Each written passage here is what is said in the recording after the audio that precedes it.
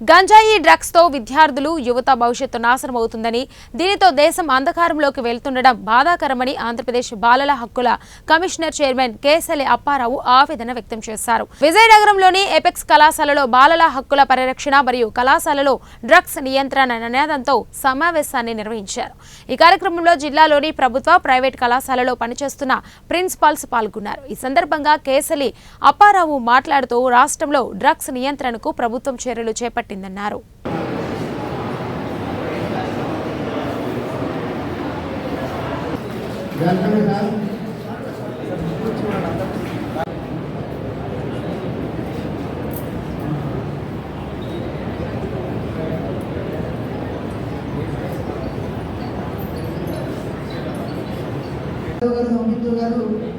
పుష్పగుచ్చాలు సమర్పిస్తారు. అనుకోండి, వాళ్ళు చక్కగా షెల్టర్లో ఉంటున్నారు. వాళ్ళకి ఏదైతే టీనేజ్ అనేది మనం మాట్లాడుకుంటాం, నవేడేస్ టీనేజ్ అని న్యాయం చేయలేదు. ఆ కంటి పేరెంట్స్కి లేకపోయినా ఏం జరుగుతుందో ఇంట్లో ఒక తల్లికో తండ్రికో ముందు ఫస్ట్ పిల్లలు చెప్పేది పేరెంట్స్ వినాలి.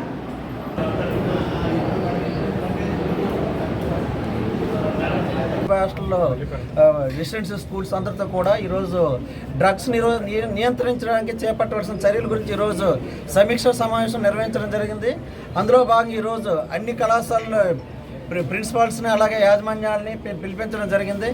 అయితే ఇటీవల కాలంలో చూస్తున్నాం ఎక్కువ అసాంఘిక కార్యక్రమాలు జరుగుతున్నాయి. అయితే ఇదివరకు అయితే అసాంఘిక కార్యక్రమాలు జరుగుతున్నాయంటే కారణం ఏంటంటే సోషల్ మీడియా లేకపోతే ఇంటర్నెట్ లేకపోతే రకరకాల మత్తు పదార్థాలు ఇవన్నీ అనుకున్నాం. కానీ ఈరోజు ఎక్కువ డ్రగ్స్ పదార్థాలు ఉపయోగించడం వల్ల యువత కానీ లేకపోతే విద్యార్థులు కానీ పెడదామని బట్టి వాళ్ళ జీవితాలను నాశనం చేసుకోవడం జరుగుతుంది. అందువల్ల దీన్ని మనం ఈరోజు కోకడ పేర్లతో ప్రకటించకపోతే భవిష్యత్తు కూడా రాష్ట్రం కానీ దేశం కానీ అంధకారంలోకి వెళ్తుందని అనుకుంటున్నాం.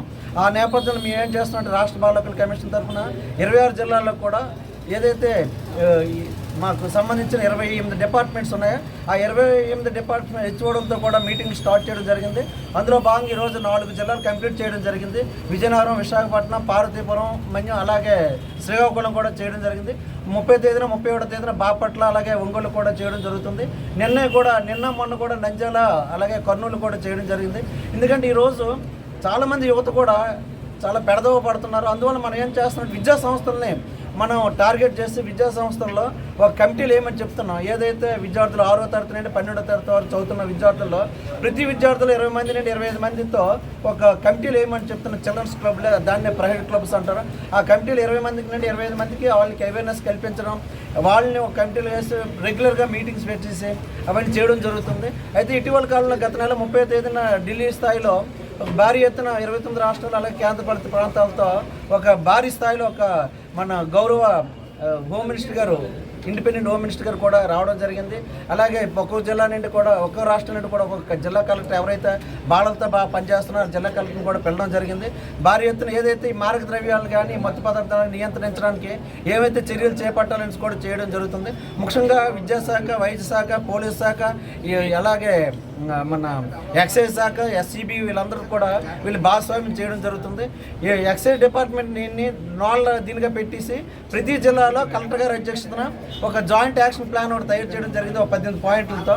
ఆ జాయింట్ యాక్షన్ ప్లాన్ కూడా ప్రతి 3 నెలలకు ఒకసారి రెగ్యులర్గా రివ్యూ చేస్తూ ఎవరైతే 28 డిపార్ట్మెంట్లు ఉన్నారో వాళ్ళందరితో కూడా మీటింగ్ పెట్టడం జరుగుతుంది. చర్చించి ఆ రిపోర్ట్స్ని కూడా పెట్టడం జరుగుతుందని మీకు చెప్పడం జరుగుతుంది. అందులో భాగంగా ఈరోజు మన విజయనగరం జిల్లాలో మొట్టమొదటిసారిగా ప్రైవేట్ విద్యా సంస్థలు కానీ ప్రభుత్వ విద్యా సంస్థలు కానీ వాళ్ళతో ఈరోజు ఇక్కడ సమీక్ష సమావేశం నిర్వహించడం జరుగుతుంది. అలాగే రేపు మంగళవారం కూడా విశాఖపట్నం జరుగుతుంది. 26 జిల్లాలో కూడా ఇటువంటి బృహత్తర కార్యక్రమం యాక్షన్ ప్లాన్ తయారు చేసి ఆంధ్రప్రదేశ్ రాష్ట్రంలో ఎక్కడ కూడా ఈరోజు పేపర్లు చూస్తే సుమారుగా 4-5 ఇష్యూస్ జరుగుతున్నాయి. ఈ ఇష్యూస్ జరుగుతున్న కారణం ఏంటంటే మెయిన్ ఈ డ్రగ్సే.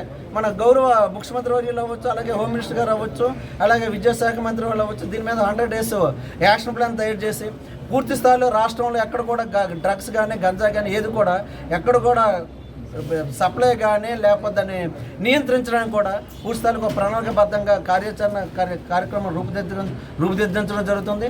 అందులో కూడా మేము కూడా మొన్న కూడా ఆల్ డిఓ వస్తాం, ఏదైతే 26 జిల్లాలకు సంబంధించిన డిఓస్తో కూడా మేము వెబినార్ మీటింగ్ కండక్ట్ చేసి ప్రతి స్కూల్లో అవేర్నెస్ పెట్టించడం, అలాగే ఐఈసీ మెటీరియల్, హోర్డింగ్స్ కూడా పెట్టించడం జరుగుతుంది.